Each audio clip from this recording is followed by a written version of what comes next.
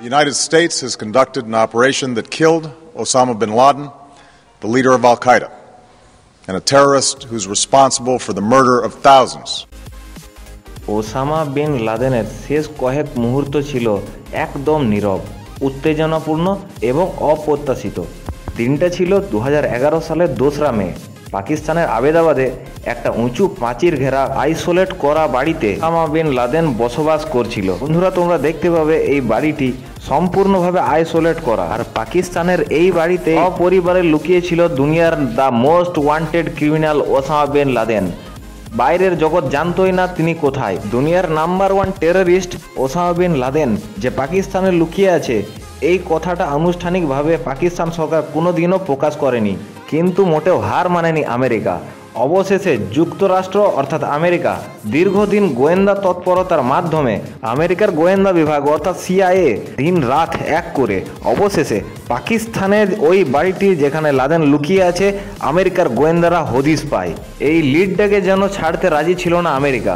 তারপর শুরু হয় সমালোচনা, সলা পরামর্শ, বৈঠক। পৃথিবী থেকে কিভাবে লাদেনের নামকে মুছে ফেলা যায় চলতে থাকে তার বিরাট পরিকল্পনা। মার্কিন নেভি সিলের অফিসারদের নিয়ে তৈরি করা হয় একটি বিশেষ দল, যারা কিনা চালাবে সার্জিক্যাল স্ট্রাইক লাদেনের বাড়িতে। এই গোপন স্ট্রাইক বা অপারেশনের নাম দেওয়া হয় দ্য অপারেশন নেপচুন স্পেয়ার। 2011 সেই 2রা মে রাতে আমেরিকান সোলজাররা 2টি ব্ল্যাক হক হেলিকপ্টারে করে পাড়ি দেয় পাকিস্তান।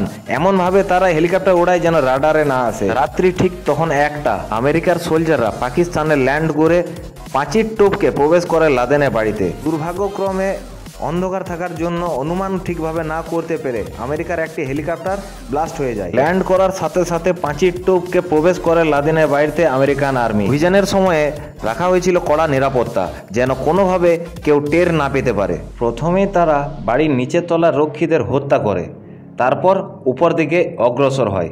ওসামা বিন লাদেন তখন 3য় তলায় অবস্থান করছিল, সাথে তার স্ত্রী এবং কয়েকজন সন্তান ছিল। মার্কিন সেনারা দরজা ভেঙে ঘরে প্রবেশ করার মুহূর্তেই ভয় আর আতঙ্কের সৃষ্টি হয়। বিন লাদেনের স্ত্রী তাকে রক্ষা করতে এগিয়ে এলে তাকেও গুলি করা হয়, যদিও তিনি প্রাণে বেঁচে যান। এরপর সেনারা ওসামা বিন লাদেনকে লক্ষ্য করে গুলি চালায়। গুলি লাগে তার মাথা আর বুকে।